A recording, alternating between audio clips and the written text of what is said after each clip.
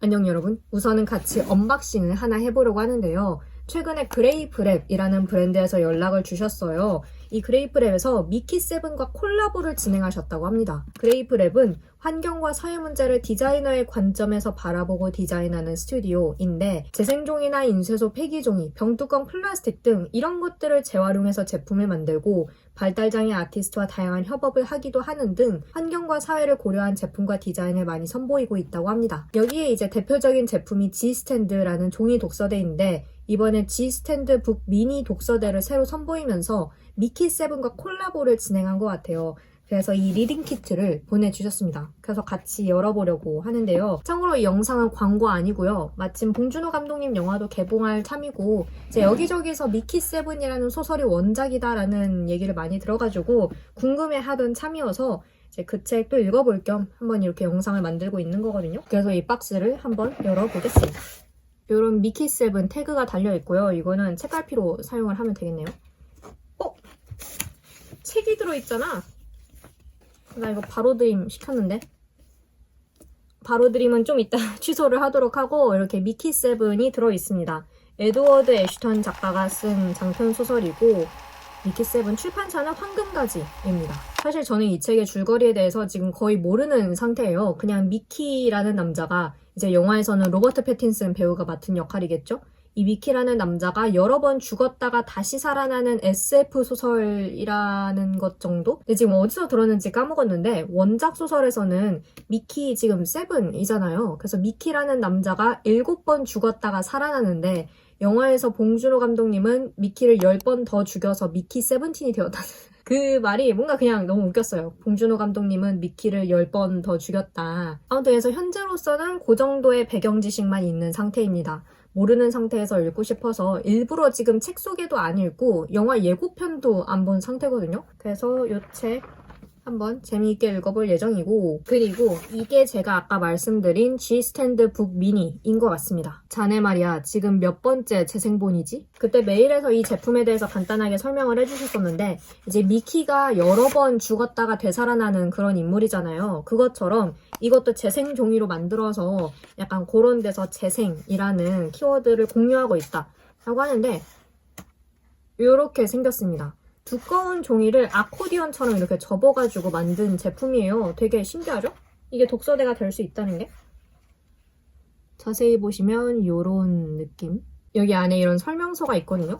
이것에 따르면 책의 폭보다 살짝 좁게 펼쳐주세요. 그리고 이게 땡큐바라는 건데 이것을 책 뒤에 놓고 이렇게 쓰면 됩니다. 우와! 이렇게 얘가 책장이 넘어가지 않게 고정을 잘 시켜주고 있습니다. 이렇게 거의 다 읽었을 때 이때쯤에도 잘 고정을 해주느냐 이때도 이렇게 하면은 꽤나 잘 지금 페이지를 잡아주고 있고요. 이렇게 작은 이렇게 접으면은 진짜 요만해지는 이런 독서대가 이 책의 페이지를 넘어가지 않게 고정을 해줄 수 있다는 게 신기하고 워낙 가벼우니까 카페 같은 데 가서 책 읽을 때 가볍게 들고 갈 수 있을 것 같고 무엇보다도 컨셉을 살린 독서를 너무나 좋아하는 저로서는 이 책을 읽을 때 100% 매칭되는 이 굿즈와 함께 읽을 수 있다라는 게 너무나 좋습니다. 진짜 신기하네요. 와. 근데 한 가지 문제는 제가 방금 뜯어버린 이게 그냥 얘를 포장해 놓는 용도가 아니라 얘를 안 쓸 때 이렇게 접어서 여기다 끼워서 보관해두는 보관 케이스 용도도 하는 것 같아요. 근데 제가 지금 이거를 찢어먹어서 이건 나중에 붙여서 써야겠다. 아무튼 아주 멋있는 굿즈가 있고요. 이것은 버려지는 커피가루를 업사이클링하여 만든 연필입니다. 우와!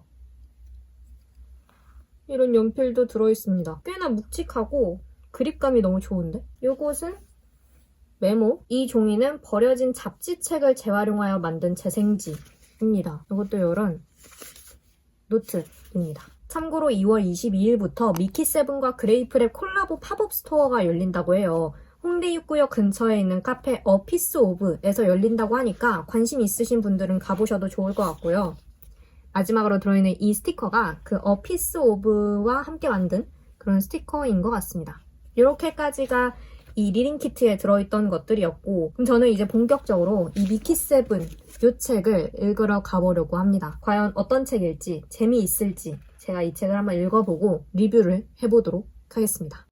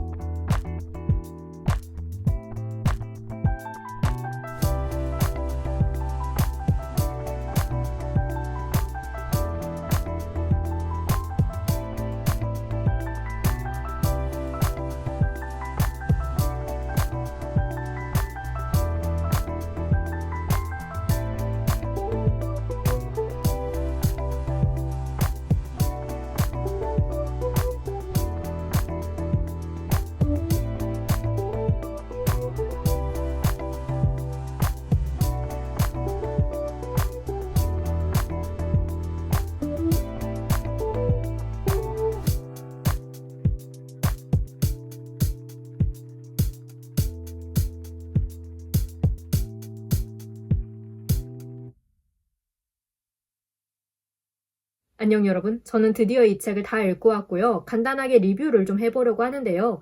일단은 이 책의 간단한 줄거리부터 말씀을 드려야겠죠. 소설은 인류가 우주로 나가서 새로운 행성을 개척하는 것이 당연해진 미래, 눈과 얼음으로 뒤덮인 니플하임이라는 행성을 배경으로 하고 있습니다. 여기는 아직 개척 상태에 있는 곳이고 크리퍼라는 거대한 지네처럼 생긴 무시무시한 토착 생명체의 위협이 도사리는 곳인데요.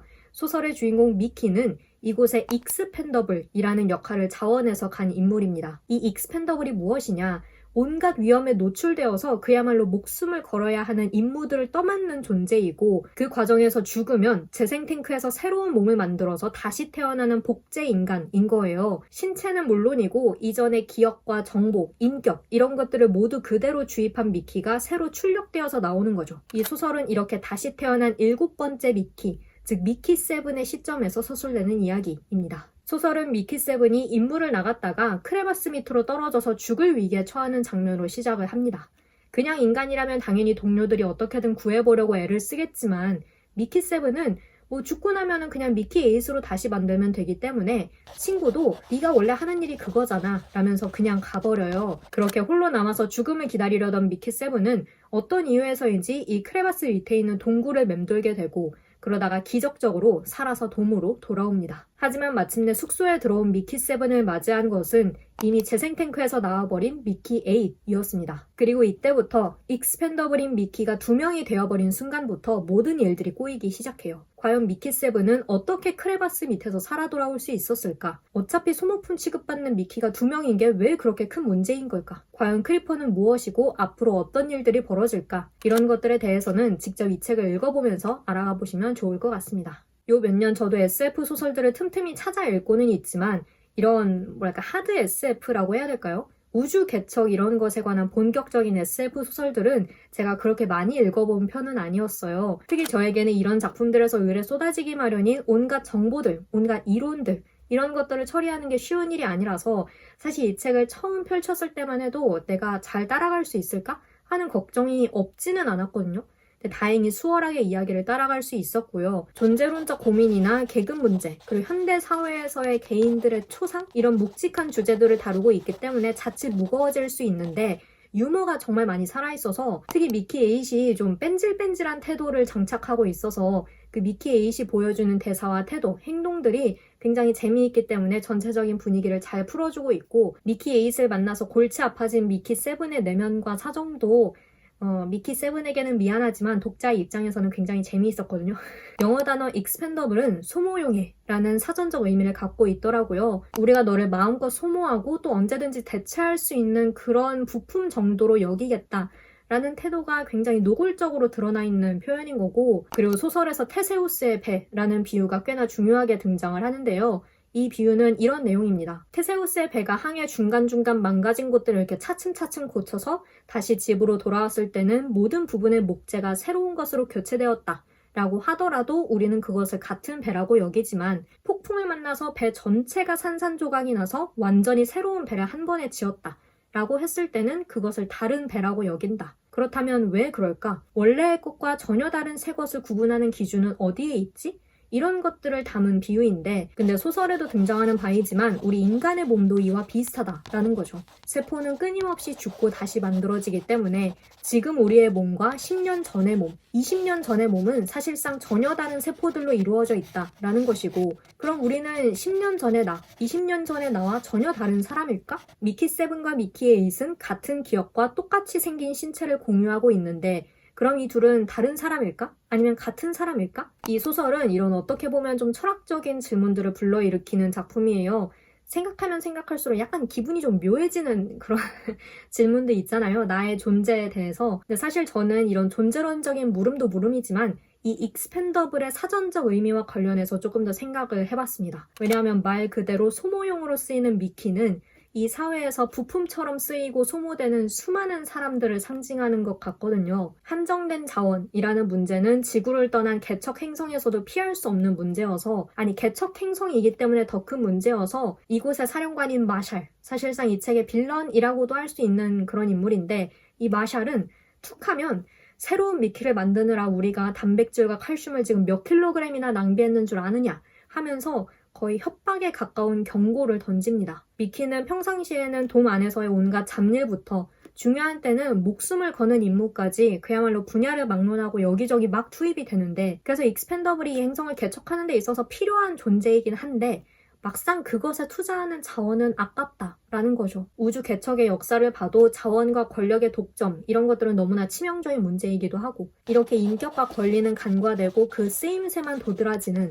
그렇게 쓰이다가 제 기능을 못하면 그냥 대체할 수 있는 다른 존재로 바뀌는 이 모습이 사실은 현대 사회의 축소판 같고, 그저 숫자로 요약되고 축소되어 버리는 이 개인들의 모습을 이렇게 한꺼번에 모아서 농축시킨 존재가 미키 같다라는 생각이 들기도 하고, 그래서 정말 슬프게도 너무나 익숙한 모습이거든요. 그 점이 아마도 봉준호 감독님의 레이더에 딱 걸렸던 것 같아요. 그런 점에서 저는 이 책의 결말 개인적으로 마음에 들었습니다. 제가 알기로 이 결말에 대한 호불호가 독자마다 조금 있는 것 같은데 저는 개인적으로 호였고요. 왜냐하면 방금 말씀드린 익스펜더블의 그 의미와 그것이 담고 있는 현대사회에서의 개인들의 모습, 이런 것들을 떠올려 봤을 때 저는 이 결말이 꽤 의미가 있었다고 생각을 하거든요. 그리고 또 저는 이 결말이 미키 세븐이라는 인물과 잘 어울리는 결말이라고 생각을 합니다.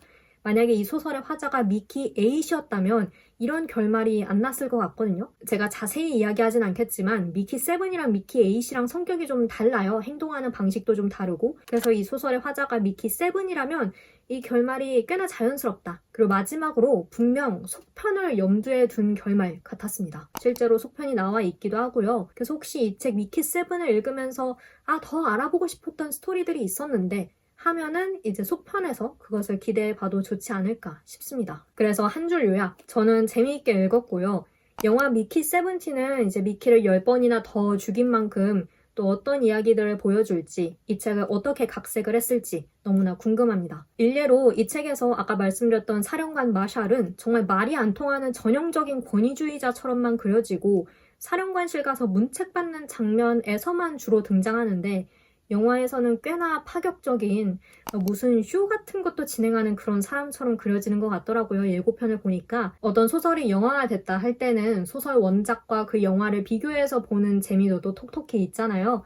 그래서 저도 한번 열심히 비교를 해가면서 재미있게 영화를 보려고 합니다. 네, 이렇게 해서 소설 미키 세븐의 리뷰까지 모두 마쳤는데요. 생각했던 것보다 더 재미있게 읽었던 책이라서 조만간 속편도 읽어봐야 하지 않나 싶고요. 영화 소식을 처음 접했을 때부터 이제 계속 마음속에 담아두고 있던 그런 작품이었는데 드디어 읽게 돼서 뿌듯합니다. 이런 철학적인 질문과 현대 사회에 대한 어떤 시사점 이런 것들을 많이 던지는 책이지만 너무 무겁지 않게 읽을 수 있는 그런 책이고요. 여러분께도 추천을 하고 싶습니다. 그럼 저는 여기서 이만 영상 마치도록 하겠습니다. 오늘도 영상 봐주셔서 정말 감사하고 우리는 다음 영상에서 다시 만나요.